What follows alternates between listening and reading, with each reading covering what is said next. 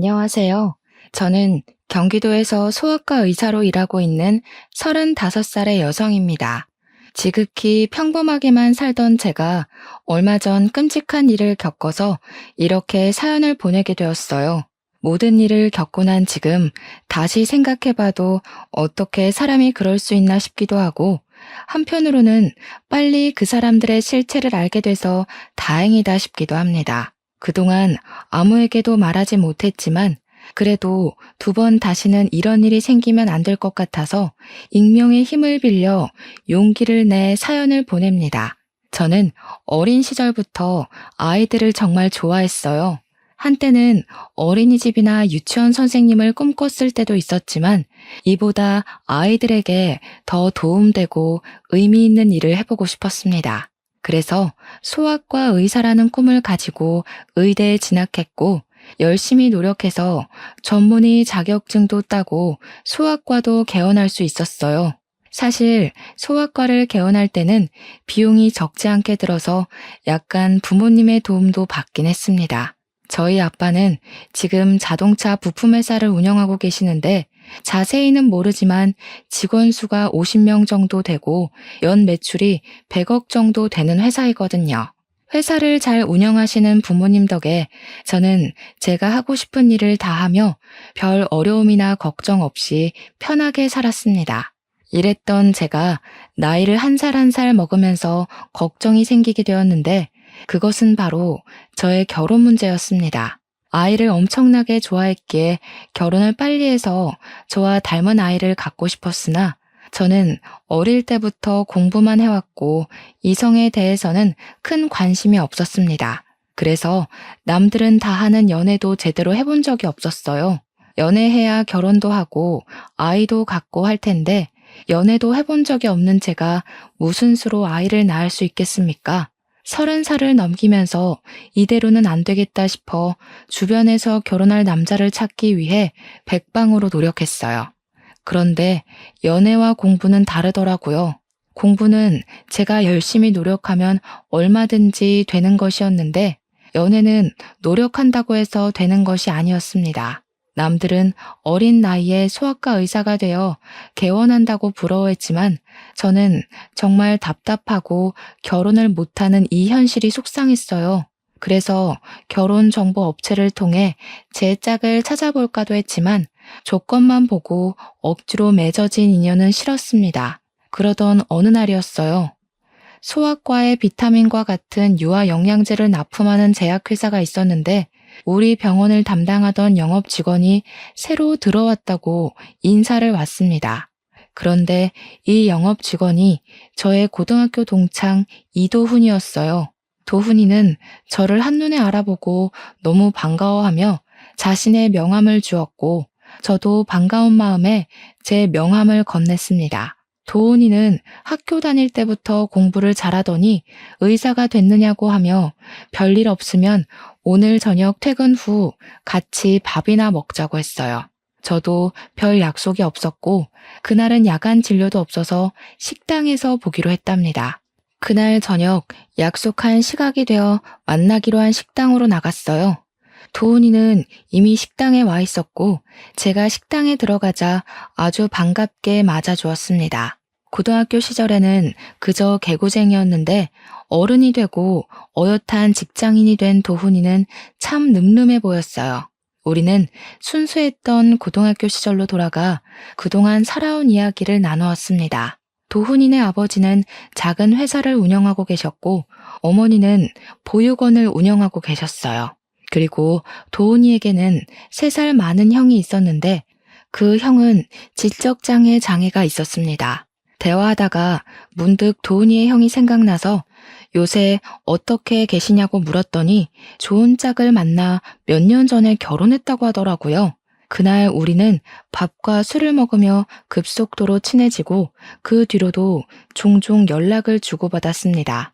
주말에는 영화도 보고 같이 운동도 하며 자주 만나다 보니 우리는 서로에게 이성적인 호감이 생기기 시작했고 정식으로 연인이 되었어요. 그렇게 6개월 정도 만났는데 만나면 만날수록 도훈이는 참 좋은 사람이라는 생각이 들었습니다. 저의 이야기를 잘 들어주고 지난 6개월 동안 한 번도 욱하거나 화를 낸 적이 없었으며 어른들에게도 예의 바르게 행동했어요. 그런 모습을 보니 도훈이가 더 좋아지고 이런 사람과 결혼하고 싶다는 생각까지 하게 되었답니다. 도훈이 역시 저와 같은 생각이었는지 저와 결혼하고 싶다는 이야기를 종종 했고 서로의 마음을 확인한 우리는 결혼을 계획하고 각자의 집에 방문하기로 하였습니다. 먼저 이제는 저의 예비 남편이 된 도훈이가 우리 집에 인사를 드리러 왔어요. 저는 예비 남편에게 빈손으로 오라고 신신당부를 했지만 예비 남편은 그럴 수 없다며 어르신들에게 필요한 영양제에 과일까지 사들고 집에 왔습니다. 부모님은 너무 반가워하시며 제가 나이 먹고 결혼도 못할 줄 알았는데 이렇게 저와 결혼을 결심해줘서 고맙다며 아주 많이 반겨주셨어요. 도훈이는 엄마가 새벽부터 준비하신 음식들을 아주 복스럽게 먹었고 그런 모습을 본 부모님은 아주 좋아하셨습니다. 식사를 마친 후 거실에서 이야기하다가 예비 남편의 부모님, 저에게는 예비 시부모님에 관한 이야기가 나왔습니다. 그런데 놀랍게도 예비 시아버지가 운영하는 회사가 우리 아빠 회사의 하청업체더군요. 아빠는 세상에 이런 우연이 어디 있느냐고 하며 아무래도 보통 인연이 아닌 것 같으니 조만간에 얼른 상견례를 하고 결혼 날짜를 잡기로 하였습니다. 도훈이와 부모님의 첫 만남은 아주 화기애애했고 이어서 다음 주에는 제가 예비 남편의 집에 첫인사를 드리러 갔어요. 저는 어지간하면 긴장을 하지 않는 성격인데 정말 심장이 튀어나올 정도로 엄청나게 떨렸습니다. 예비 남편은 그런 저의 손을 꼭 잡아주며 우리 부모님은 이미 허락하셨으니 친척집이라고 생각하고 편하게 이야기하라고 했어요. 집에 들어가니 예비 시어머니는 저를 너무 반갑게 맞이해 주시며 소아과 의사이니 공부는 당연히 잘했을 텐데 얼굴도 참하게 이쁘다며 반겨주셨습니다. 예비 시아버지 역시 환하게 웃으시며 잘 왔다고 어서 오라고 하셨어요. 두 분의 따뜻한 환대를 받으며 거실로 들어갔는데 상에 육, 회, 공에 모든 음식이 다 있더라고요. 세상에, 저 이런 상은 식당에서나 봤지 집에서는 처음 봐요. 저 음식 가리는 것 없어서 밥에 김치만 있어도 잘 먹는데 힘들게 왜 이리 많은 것을 차리셨어요. 너무 감사합니다. 우리 집 며느리가 될 사람이 처음으로 왔는데 당연히 맛있는 음식으로 대접해야지. 어서 와서 앉아요. 예. 지은아, 네 동서 될 사람 왔는데 왜 이리 꾸물거리니? 빨리 밥 가져오지 못해? 부엌에서는 저의 예비 형님이 땀을 뻘뻘 흘리며 얼굴이 시뻘개져서 허둥지둥 음식을 준비하고 있었습니다. 저는 예비 형님이 당연히 저보다 나이가 많을 줄 알았는데 한눈에 딱 봐도 너무 앳되고 어려 보였어요. 예비 형님께 인사를 하고 저와 예비 남편 그리고 예비 시부모님과 예비 시아주버님까지 상 앞에 앉았습니다. 그런데 예비 형님 혼자서 수저를 놓고 밥을 나르고 국을 나르고 계시는데 아무도 예비 형님을 도와주지 않았어요. 어느 정도였냐면 쟁반에 밥과 국, 수저를 가지고 오면 앉아있는 사람들끼리 상을 차릴 수는 있잖아요. 그런데 예비 남편을 포함한 모든 가족이 그조차도 하지 않아서 예비 형님 혼자 이리저리 다니며 수저를 일일이 다 놓고 밥과 국도 놓더라고요. 이건 아닌 것 같아서 제가 좀 거들려고 자리에서 일어났습니다. 예비 시어머니가 그런 저에게 어디 가느냐고 하시길래 형님 혼자 바빠 보여서 일 좀 거들려고 한다고 했더니 어머니는 굳이 그럴 필요 없다며 오늘 처음으로 온 자리니 그냥 편하게 밥이나 먹고 가라고 하셨어요. 예비 형님은 혼자 너무 힘들어 보이는데 다들 형님을 거들떠보지도 않더라고요. 지금 이런 상황도 이해가 가지 않는데 더 황당한 것은 밥과 국이 다 차려지고 나서도 예비 형님은 자리에 앉지 않고 옆에서 가만히 서서 있었습니다. 형님도 같이 앉아서 식사해요. 저 때문에 음식 다 차리시느라 힘드셨을 텐데 같이 드셔야죠. 쟤는 원래 나중에 먹는단다. 신경 쓰지 말고 어서 먹어. 알겠지? 그리고 지은아, 국이 너무 짜잖니? 너는 살림을 얼마나 했는데 아직도 간 하나 제대로 못 맞추니? 하여튼 뭐 하나 제대로 할 줄 아는 게 없어요. 가서 물이나 떠와. 예비 시어머니는 저한테는 아주 상냥하고 나긋나긋하게 잘 대해주었지만 예비 형님한테는 너무 까칠하고 매섭게 이야기하셨습니다. 예비 형님은 그런 어머니의 말에도 원래부터 당연히 그래왔던 것처럼 억울한 표정 하나 없이 밥상 옆에 서 있었고 다른 가족들도 그런 예비 형님을 아무도 신경 쓰지 않았어요. 예비 아주버님 역시 마찬가지였습니다. 자신의 부인이 이런 하대를 받고 있는데도 아무렇지 않게 생각하고 밥만 먹고 있더라고요. 이런 모습이 저는 너무 불편하고 이해가 되지 않았습니다. 편하지 않은 식사가 마쳐지고 부엌에 가보니 설거지할 그릇이 정말 많았고 예비 형님은 그 앞에서 한숨을 쉬고 있었어요. 밥도 못 먹고 차리기만 한 형님이 안쓰러워서 주방에서 같이 설거지를 하려고 했습니다. 제가 고무장갑을 끼자 예비 시어머니는 네가 왜 고무장갑을 끼느냐고 하며 이런 일은 지은이 시키면 된다고 하셨어요. 그러면서 어머니는 제 손에 있던 고무장갑을 빼버리고 예비 형님한테 빨리 상 치우고 과일을 내오라고 했습니다. 예비 형님 혼자 상을 다 치운다고 쟁반에 그릇들을 옮기는데 그 누구 하나 도와주지 않고 구경만 하고 있었어요.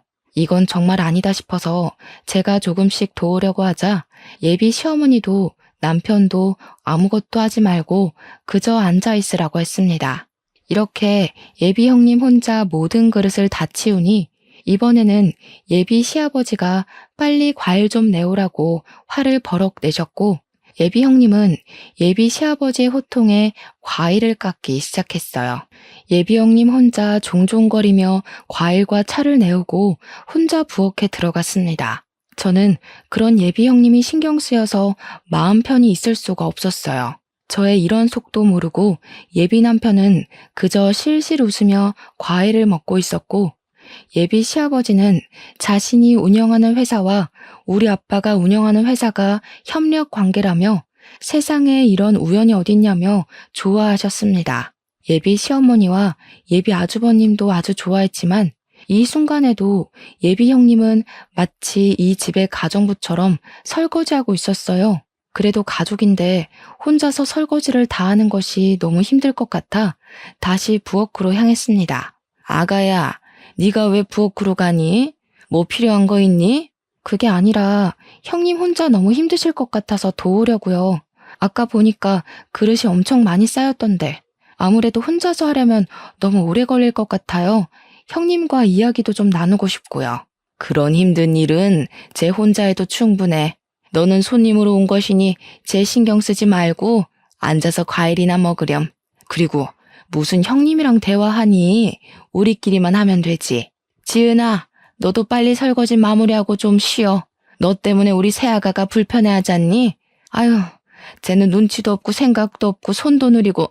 예비 시어머니는 제가 민망하게 느낄 정도로 예비 형님을 혼내셨습니다. 이렇게 예비 시어머니가 대놓고 무시를 하는데도 아무도 여기에 대해 토를 달지 않았고 이게 당연하다는 듯이 앉아서 과일을 마저 먹고 있었어요. 심지어 예비 형님의 남편까지도요. 이런 분위기가 정말 이해가 가지 않았고 너무 불편했습니다. 과일을 먹는 둥 마는 둥 하고 예비 시댁에서 나왔어요. 집으로 가는 길에 예비 남편에게 예비 형님에 관해서 물어보았습니다. 예비 형님은 원래 예비 시어머니가 운영했던 보육원에서 아기 때부터 자랐다고 해요. 그러다가 만 18세가 되어 보육원을 퇴소하고 바로 형과 결혼을 해서 지금까지 시댁에서 같이 살며 집안일을 하고 있었습니다. 그럼 형님은 몇 살이냐고 물으니 이제 고작 23살이래요. 예비 아주버님이 36살이니 둘이 무려 13살이나 차이가 났습니다.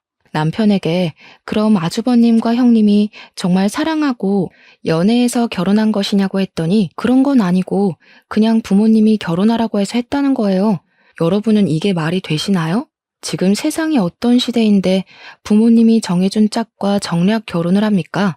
저는 아주 기가 막혀서 어이없어 하는 반면 예비 남편의 표정은 너무 태연했습니다.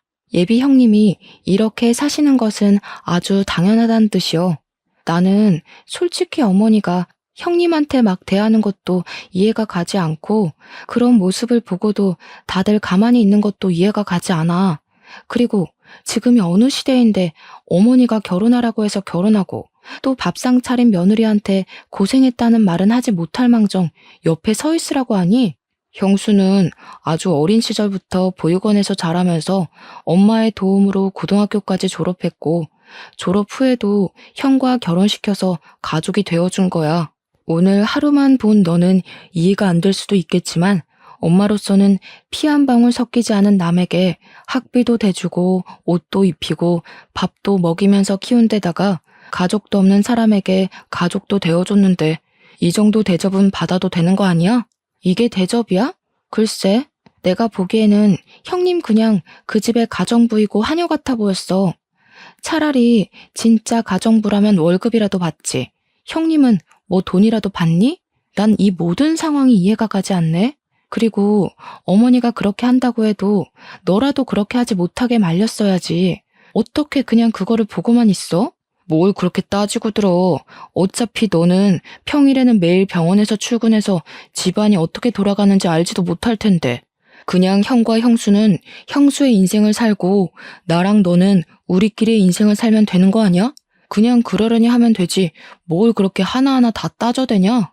따지는 게 아니라 사람이라면 당연히 이상하다고 생각하는 거 아니야? 길 가는 사람들한테 물어봐. 어머니가 형님한테 하는 대우가 정말 타당한 것인지 말이야. 아주버님은 지금 많이 아프시니까 그런 사리분별이 조금 어려워도 너는 사리분별 올바르게 할 수 있잖아. 이게 지금 옳은 일인 것 같니? 너라도 말리고 형님 편이 되어드려야지. 제가 처음으로 큰 소리를 내자 예비 남편은 마지못해 알겠다고 했습니다. 그날 집에 와서 아무리 생각해봐도 예비 시댁이 이해가 가지 않았고 예비 형님은 어린 나이에 왜 그런 고생을 하고 살고 있는지도 궁금했어요. 저는 부모님께도 제가 예비 시댁에서 본 것들을 그대로 말씀드렸어요. 아무리 며느리라고 해도 그렇지 세상에 그런 대우를 하는 사람들이 어딨냐며 도울 방법을 찾아보라고 했습니다. 다음 날 예비 남편과 퇴근 후 만나기는 했지만 이전과는 다르게 뭔가 묘하게 어색하고 불편했어요.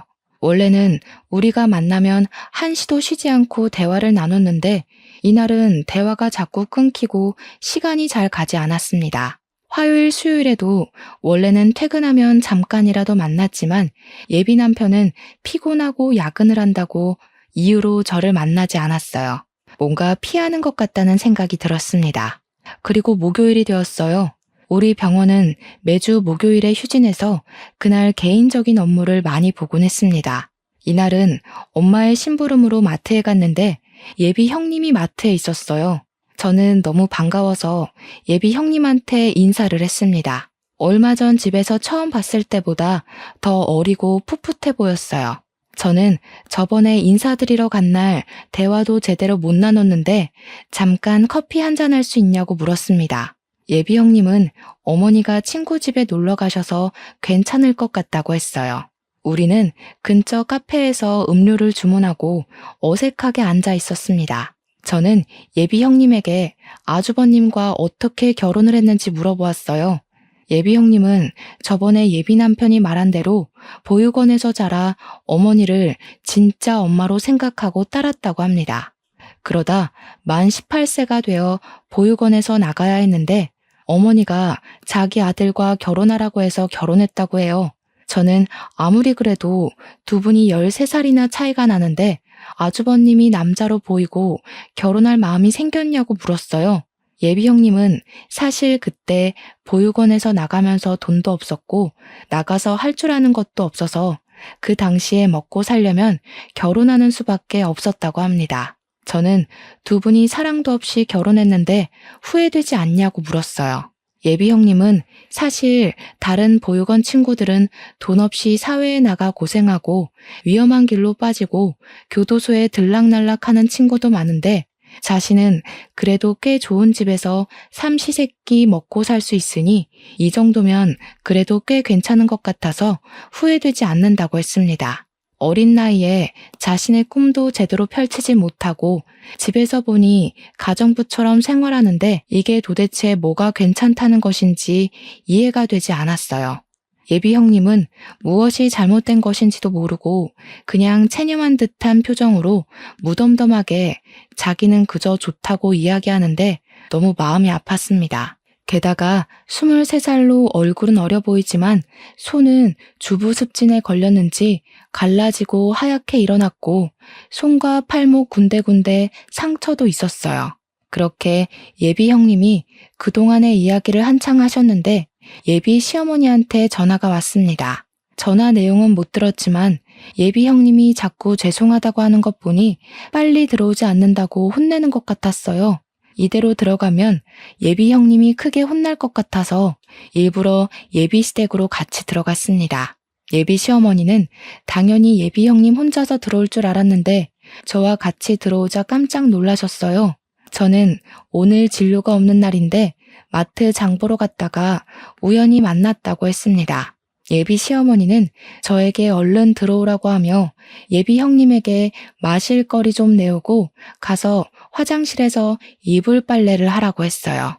제가 집 앞에 세탁소가 있던데 집에서 이불 빨래를 하느냐고 물으니 집에 지은이가 있는데 왜 돈을 들이냐고 했습니다. 예비 시어머니는 예비 형님을 가족이 아닌 그저 가정부로만 보았어요. 저는 이 집에서 예비 형님을 빨리 구해내야겠다고 생각했고 예비 시어머니가 운영하는 보육원의 다른 아이들은 과연 잘 지내고 있을지 궁금했습니다. 직접 제 두 눈으로 아이들을 확인해 보고 싶어서 예비 시어머니에게 보육원에 가서 의료봉사를 하겠다고 제안했어요. 의료봉사? 해주면 좋긴 한데 너도 바쁠 텐데 굳이 할 필요 있겠어? 아이들도 50명이나 돼서 혼자서는 힘들 텐데.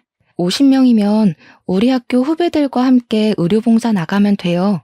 의료봉사하면 다양한 환자들을 접할 수 있어서 의사 후배들한테 도움이 되는 부분이 있거든요.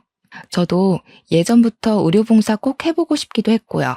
어차피 아이들 건강 상태도 검사해야 할 테니 제가 가서 할게요. 이번 주 일요일에 별일 없는데 보육원에 가도 되죠? 일요일? 그래, 일단 알겠다. 보육원에 말은 해놓으마.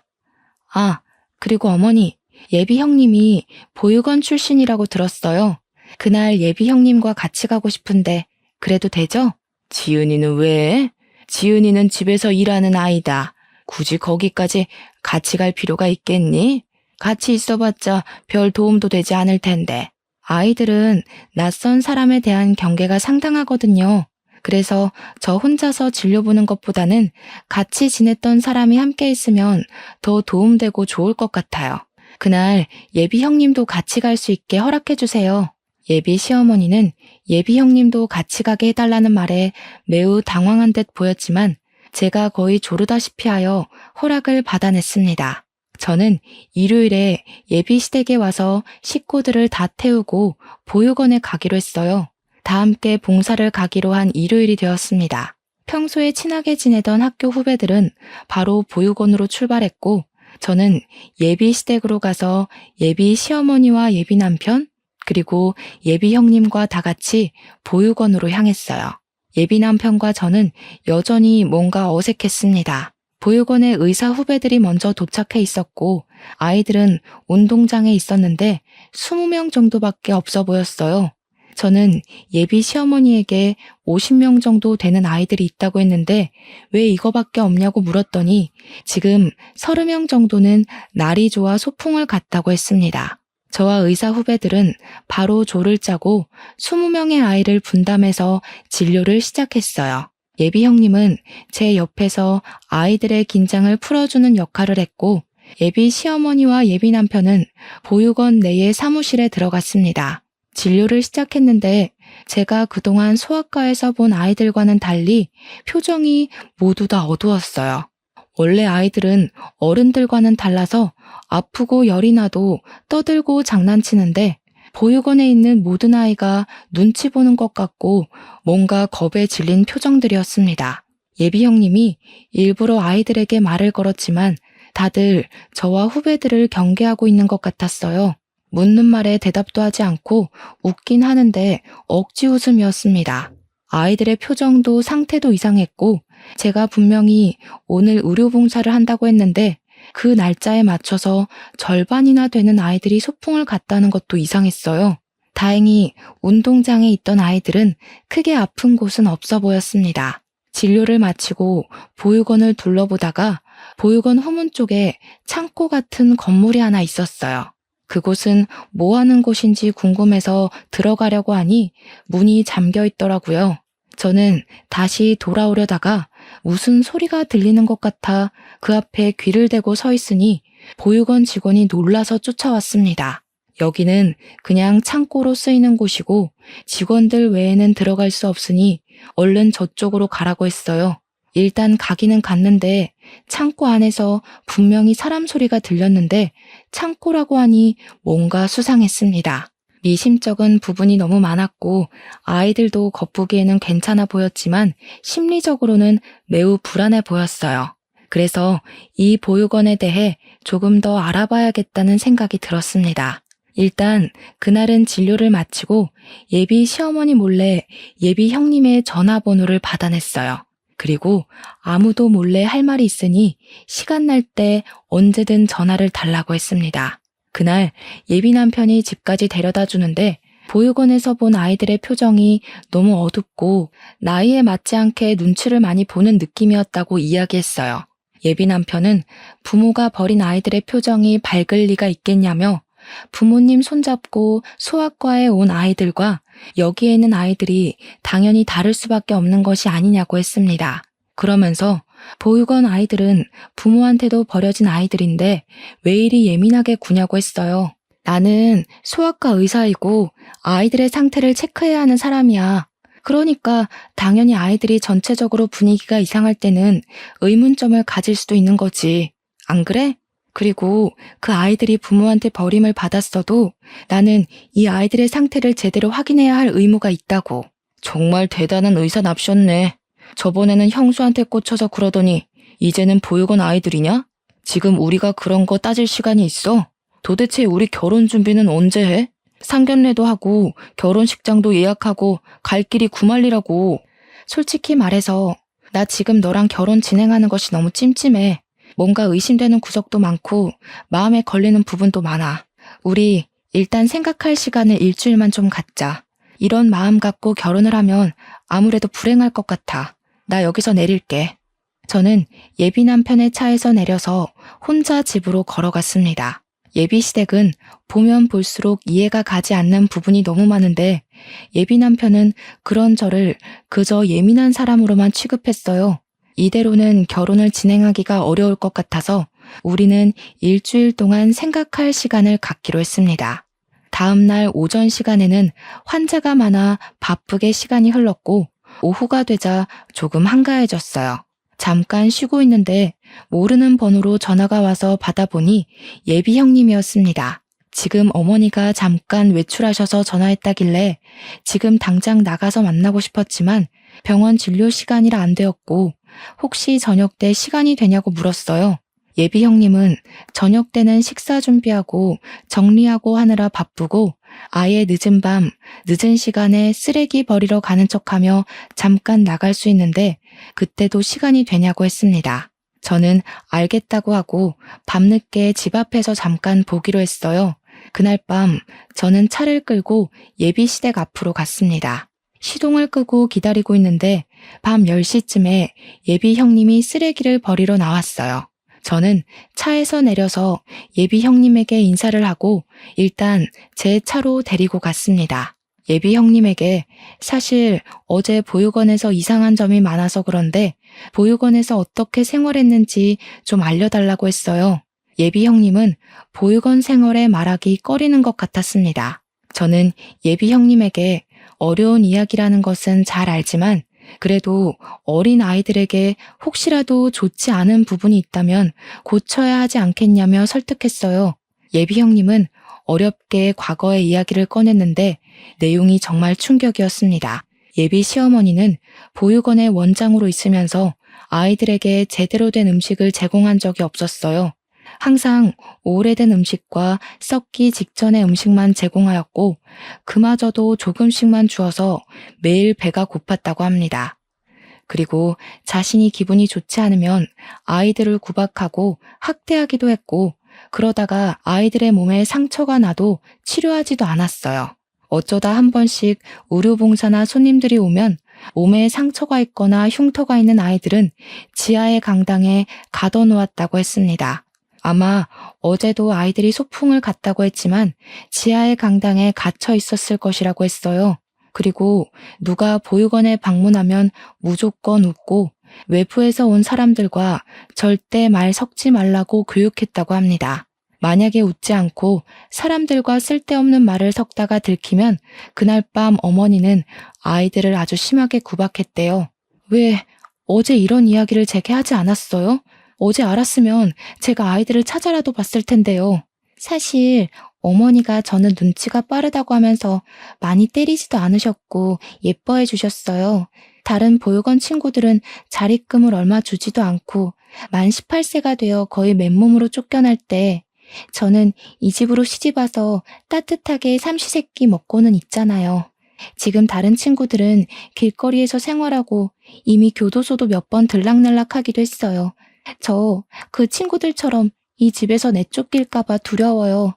제가 본 것들 그냥 입 다물고 모른 척하고 있으면 이 집에서 오래 살 수 있는데 괜히 폭로하면 이 집에서 저 쫓겨난다고요. 그러니 언니 제발 제가 이 집에서 쫓겨나지 않게 그냥 이 모든 사실 모른 척 해주세요. 저 여기서 쫓겨나면 아무 데도 갈 곳이 없어요. 부모님도 없는 저는 세상에 혼자 버려진다고요. 예비 형님의 간절한 부탁에 저는 당장 어찌할 도리가 없었습니다. 저는 일단 예비 형님에게 피해가 가지 않도록 모른 척 하겠다고 하고 헤어졌어요. 그렇게 예비 형님과 헤어지고 집에 왔습니다. 혼자 침대에 누워있는데 보육원에서 겁에 질린 아이들이 떠올랐어요. 그리고 자신을 먹이고 입히고 키워줬다는 이유로 원치도 않은 결혼을 하고 그 집에서 자신의 꿈은 생각조차도 하지 못한 채 가정부처럼 사는 예비 형님을 그냥 둘 수는 없었습니다. 그냥 이대로 있으면 저 역시 범죄를 묵인하는 방관자에 지나지 않는다는 생각이 들었어요. 이를 어찌해야 하나 고민하다가 우연히 달력을 보니 조금 있으면 5월 5일 어린이날이더라고요. 저는 이날 다시 보육원에 들어갈 계획을 세웠습니다. 다음 날 병원 점심시간에 예비시댁으로 향했어요. 들어가 보니 예비 형님은 청소를 제대로 하지 않아놨다는 이유로 예비 시어머니에게 호되게 혼나고 있었습니다. 눈물을 뚝뚝 흘리는데 정말 너무 안타까웠어요. 예비 아주버님은 자신의 부인이 그렇게 혼나는데 신경도 쓰지 않고 TV만 보고 있었습니다. 답답한 마음을 뒤로하고 예비 시어머니에게 5월 5일에 보육원 봉사활동을 하고 아이들에게 간식을 주고 싶다고 했어요. 예비 시어머니는 보육원 일에 왜 이리 신경 쓰냐고 하시며 그다지 반기지 않았지만 제가 소아과 의사이기도 하고 저번에 소풍을 가서 절반 정도는 진료를 보지 못해서 꼭 하고 싶다고 했습니다. 그리고 어린이날이니 아이들이 좋아하는 피자나 치킨 같은 간식을 제공하려고 한다고 하며 예비 형님도 같이 가자고 했어요. 예비 시어머니는 탐탁치 않은 표정으로 굳이 그럴 필요 없다고 하셨지만 제가 완강하게 말하니 어쩔 수 없이 허락했습니다. 저는 예비 시어머니의 허락을 받아냈고 그 후 예비 형님에게 연락해서 보육원의 지하 강당이 어디냐고 물어봤어요. 그곳은 후문 쪽에 들어가는 입구가 따로 있었고 매일 잠가 놓는데 사무실에 그 열쇠가 있다고 했습니다. 순간 저번에 후문에 있던 창고 문을 열려고 하니 보육원 직원이 깜짝 놀라 했던 것이 떠올랐고 직감적으로 거기가 바로 지하 강당일 것 같다는 생각이 들었어요.